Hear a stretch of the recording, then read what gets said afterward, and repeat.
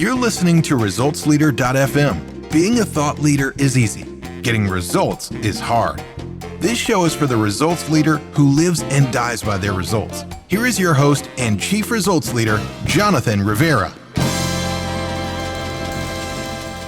You are listening to Results Leaders. Welcome back to another informative, fun-filled episode. We like to say that thought leadership is easy, results leadership is hard, and today we have another results leader with us, Mr. Brad Clark. Since opening his coaching practice, Brad has helped numerous business owners achieve their goals and take their business to the next level. Brad's clients have achieved double and triple-digit growth in profitability, accomplished through improvements in sales, marketing, team training, systems development, and strategic planning. He helps business owners grow from an owner wears all hats approach to a development of a results-driven and profitable team, allowing the business owner to focus on the areas that he or she enjoys. Best part is, Brad is so confident in his ability, he guarantees results. What is up, Mr. Brad Clark? Hey, Jonathan, thanks for having me on. I appreciate you teeing me up as fun-filled, so I'll try not to disappoint.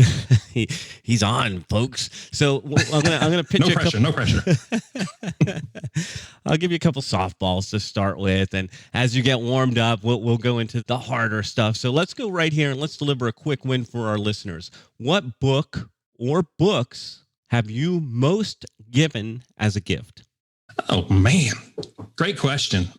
So there are really two that I give, and I give to one of which I give to people as a whole, and one I give one to all of my incoming enrolled clients in coaching. The first one is a book written by our franchise founder and CEO Brad Sugars. It's called Buying Customers. Fantastic, simple read on marketing. It kind of takes a different approach to marketing in so much that it takes the approach of how much are you paying to buy your customers now, which is really what marketing is all about. It's about buying your customers. How much are you willing to pay? How much are you paying now, and where can you make some efficiencies there? Where can you decrease the cost of acquisition, but increase the lifetime value of that particular client? So it's a fantastic read. I give that all the time. And then the E-Myth Revisited is another one I give a lot, especially to brand new clients, because it basically details out in very easy to understand, very scriptural way, the way a business is built, right? From owner operator to that individual that is now franchising and building out empires. So those are really, and they're both fantastic, easy reads. Thanks for the reminder. I got to read E-Myth again so I can stop working in the business. I do that. Exactly right. All right, cool. So here's another fun one. What purchase under $100 has most positively impacted your life? Ooh. Okay, I'll give you a couple. One I'm going to give you for pure entertainment reason. I'm a big cut the cord kind of a guy. So I'm a big Fire Stick guy. So I would die without my Fire Stick.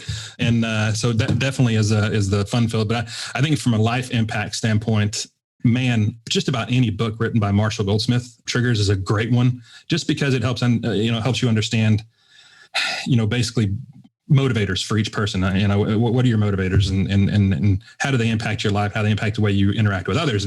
And I think, those are probably from a, just a professional and personal development standpoint, the ones that I make the biggest impact on me. Yeah. I happen to be a Fire Stick TV fan as well.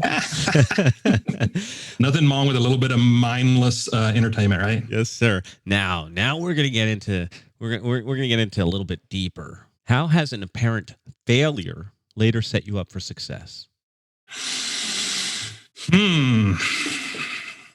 Well, my background, especially for a leader of businesses and a coach, is a little bit diversified. I have some leadership and sales experience. A big personal failure of mine, I think, I made in the very first sales leadership role I held. And I'd been with the company for 5 years, had progressively been promoted up the ladder, and ended up managing people that I was close to, ended up managing people that I were friends with. And I remember one of my mentors told me, you're going to have to make that distinction between friend and leader. And I didn't do it.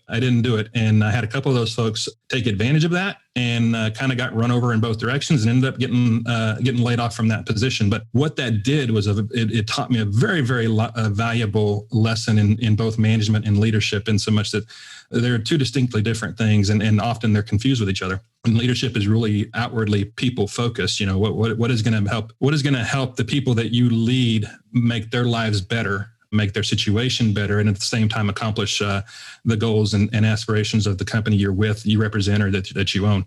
It was a valuable lesson for me, and one that I take into my coaching practice. I mean, I'm very careful. I would consider several of my coaching clients friends, but I also understand the responsibility that I hold as their coach and as their mentor to have that objective third-party stance. And I think that experience with that first sales leadership experience taught me that and I've always found that the best lessons learned are the ones the most painful, right? That one was a good one. And I carry that to this day. Yeah, powerful. So let's lighten it up again.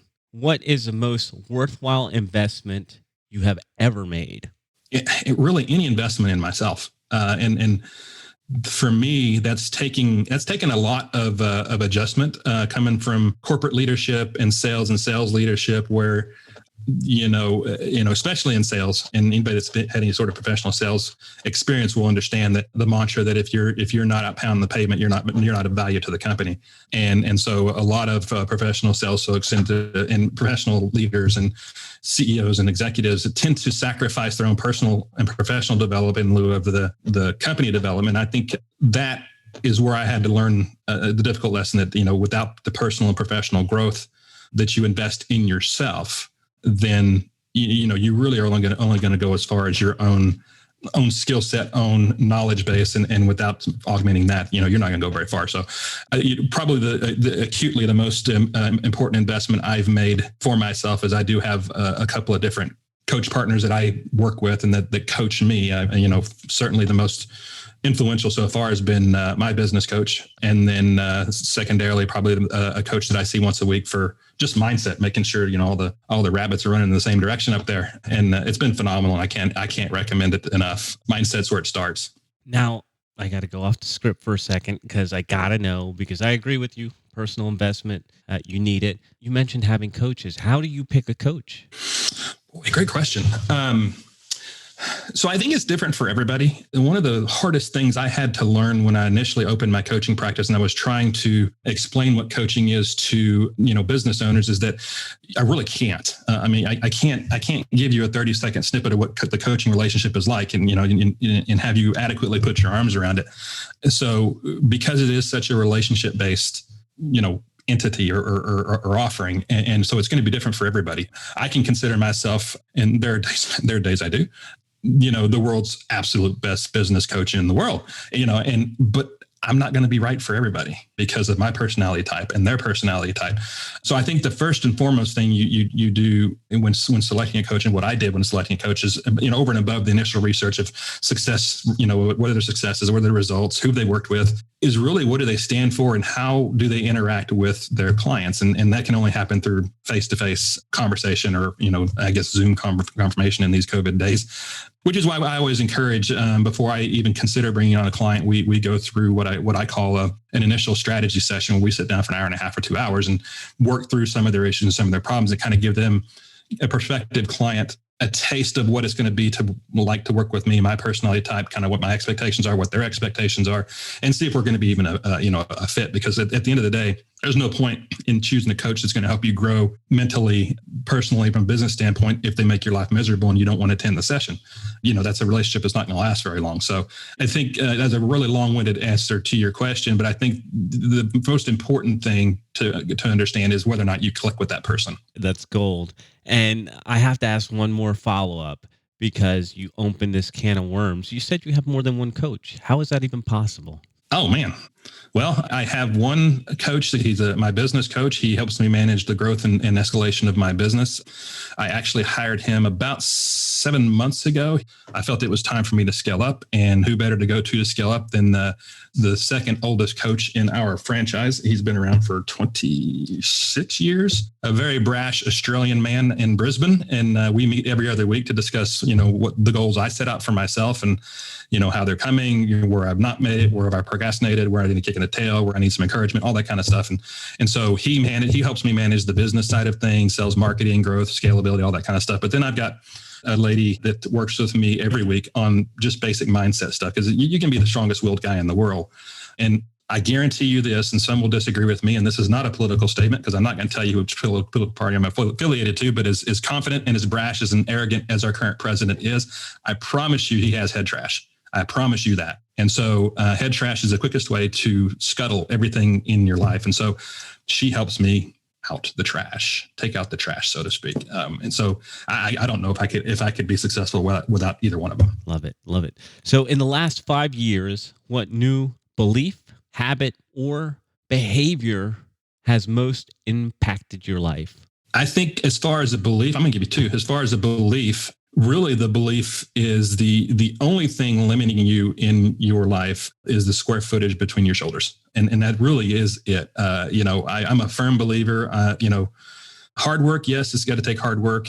Maybe a little bit of break, determination, all that kind of good stuff. But if you start out any goal, any project, any sort of aspiration with the mindset of this is not going to happen, or I don't deserve this, or I can't do this, guess what? I think it was, I'm going to butcher this paraphrase, but one of the favorite quotes I have from Henry Ford is, whether you think you can or you can't, you're going to be right. So think you can. And I think that's probably the biggest belief is nothing's too big as long as you believe in it, and believe in it to your core. I think as far as a habit, I'm not a morning person. My wife, God bless her, she stuck with me for 16, almost 17 years now. She is a morning person, and I'm just not. So I had to develop a discipline and a routine or a habit of setting my mind right first thing in the morning. So that involves obviously a little bit of coffee, a lot of cold water in the face first thing out of bed, a little bit of quiet meditation for myself, and then some scriptural reading and some prayer. And that really kind of gets the mindset for me. And it kind of starts the day off, at least a hair better than it would have started off had I piled out of bed and gone straight to work. So those are two. Love it, man. So this is a fun one, and sure you'll enjoy this. What are bad recommendations you hear in your area of expertise? Oh boy. Bad recommendations. Give me 1 second. Is there that many, or are you trying to be political with me here? Well, no, I mean, I'm not trying to be political. The people that know me well enough know that I pretty much shoot from the hip, which gets me in a little trouble sometimes. I think so. There's a couple. I think there are a lot of businesses out there, I won't name the industry or industries, that feel like they are the world's cure to whatever marketing sales problems you may have, and give us X number of dollars and we're your one hit wonder, and you're going to be having more contacts and leads and business than you know what to do with. And that's just simply not the case. It may be short-term case, but it's not long-term case. I think so. So bad marketing advice, I think, is some of the stuff that really floats out there. And I think a lot of it stems around what's the newest shiny object and what's the newest trend, and new gadget, and new marketing, whatever. And not to say that stuff's not important, doesn't have its place, but I think it takes the place a lot of times of just the good old fashioned, simple having the conversation with somebody. Sales is nothing more than building a relationship and understanding the needs of what the person in front of you has, and how you may or may not be able to help them, and then talking to them about that. It really is really as simple as that. And I think all these fancy gadgets and trust me, I'm a gadget guy, so I'm guilty of some of it, are great as long as they don't take the place of the good old fashioned handshaking, meeting people, talking to people, listening to people, and understanding where they're coming from. I love that you said listening. And that goes right back to that space between your shoulders. We don't use that nearly enough. Thank you for that. God gave us 2 ears and 1 mouth, and we should use them in proportion. You're so funny, dude. Last Friday, I posted that on my Instagram, a picture of my son and I wearing headphones. Too good. All right. In the last 5 years, what new realizations have helped you get better results for your clients? I think for me, especially as somebody coming into when I started my coaching practice, 4 years now, I came from corporate America. I've led teams. I've led departments of, multi-million-dollar departments, managed P&Ls. But, diving into opening my own business, and then not only opening and trying to build my own business, but to coach others to do the same while I'm doing it. Right. And so I think the realization I came to pretty quickly is not to assume someone knows something just because it's simple, or assume someone knows something because it's obvious. Because what I found in my 4 years of coaching, businesses, and then even when I was coaching sales teams, is that when you're an owner operator, especially an owner operator, and you're in the day-to-day routine of building a business, of doing the technical work, of doing everything else, sometimes you can't see the forest for the trees. And sometimes it takes an external party or a third party to point out the fact that, yeah, you know what? I know that's simple and you knew this already, but you're not doing it. And so I think, I had to assume pretty quickly after it was brought to my attention a couple of times that just because I find it easy or obvious or a no-brainer doesn't necessarily mean everybody else does. Yes, sir. All right. We got 2 more. What area of your business would you like to have better results? I sure hope none of my clients are listening to this. Honestly, I love coaching. I love to build and mentor and foster teams. So that piece of it, although I can always get better and I'm continually working to get better, I think probably for me, more effective, efficient, consistent marketing for me. I've got great marketing strategies. I've got great marketing affiliates and people I work with. For me, it's more about the discipline of consistency. And I tend to be sometimes one of those bright, shiny object guys and look at the squirrel just ran across the computer screen. And it can be a discipline to not distract yourself from the more mundane and the more boring, the more stable, items that need to be done on a consistent basis. And marketing is one of them. And a peer coach that's in our action coach system, I listened to a webinar of his not long ago. And the basic premise of his business or his webinar was that a successful business is oftentimes a boring business because it takes the boring, consistent, persistent, not so fun things sometimes to make that business successful. So if you've got a boring business, it might not be such a bad thing. That's a quotable right there. I love that. All right. So let's have a little fun here. This is where you get to go all out. What results are you most proud of, Brad? Man, the obvious ones for me are the financial results and the fact that our objective with the clients is certainly in the first 12 months of coaching is to attain a 3-fold increase on their investment in coaching. We actually have a guarantee that we will recoup the cost of the investment in coaching in 17 weeks, or we coach you for free. But we've actually taken it, my team and our team's actually taken it a step further. And our objective is in the first year, a 3-fold increase, a 5-fold increase in the first 3 years, and then a 10-fold increase if you're still with me at 5 years. So, and that is the norm, not necessarily the exception. And again, it's because a lot of what we teach and what we coach on, it's not rocket science. It's basic business principles that a lot of business owners probably haven't been taught because, a plumber goes to school to learn how to be a plumber. A doctor goes to school to learn how to be a doctor, but they don't go to school to learn how to run a successful and scalable business. I mean, that's what we do. So I think that's probably one of them. And just a quick example, I had a client a couple of years back that came to me in really bad shape. In fact, we ended up having to do an arrangement to coach him because of cash flow issues, with little or no cost. But very, very successful business, trade industry, and he was doing $2.5 to $3 million in annual revenues, but losing money hand over fist, and was close to closing the doors. And it took 6 months, and it took basic steps and basic strategies and principles, and he was turning a profit of I think that first year he turned a profit of $80,000, which is the first time in 6 years he'd done that. Wow! And so that's really cool. But I think cooler for me, and it's the intangible. And if you'll indulge me a minute here, for me, it's more what I see in the business owners that I coach, their growth and confidence, their growth in their passion reignited, because business is supposed to be fun. And a lot of times it's not. It's supposed to give you more life. And a lot of time it just sucks it out of you. And so it's seeing that. It's seeing clients take their first vacations in 5 years and not just go to a long weekend in Oklahoma or a long weekend wherever you want to go. It's going to Thailand. It's going to Greece. It's, and they haven't done this stuff in years because they can. And so those are probably more significant to me than the monetary. The monetary has to happen because, let's face it, if I'm not getting monetary results for you as a coach, you're not going to keep me around very long. But for me, the more satisfying is that personal stuff, the vacations taken, the marriages rekindled, the passion rekindled and refound, and those are cool. Oh man, I love it. I love it. So we are talking to Brad Clark. It's bradclark.actioncoach.com. You can also find him on LinkedIn. LinkedIn, Brad-Clark-Action Coach. I will share links over on the website, of course. Brad, this has been awesome. Anything else you want to say as we're wrapping up? No, man, this was a lot of fun. I always come to things a little apprehensive, especially if I don't know the questions, but Come on. it's that adventurous side of me that had to do that. But this was a lot of fun. And I think just for your listeners, the biggest takeaway I can give them is that your dreams are possible if you believe in them. The only thing standing between you and your dreams is a plan and whatever trash you're telling yourself in your head. So write the plan and get the trash out. Yes, sir. Yes, sir. All right. You have been listening to ResultsLeader.fm. Thank you guys for tuning in. Thank you, Brad, for sharing results with us. And we will be back next time.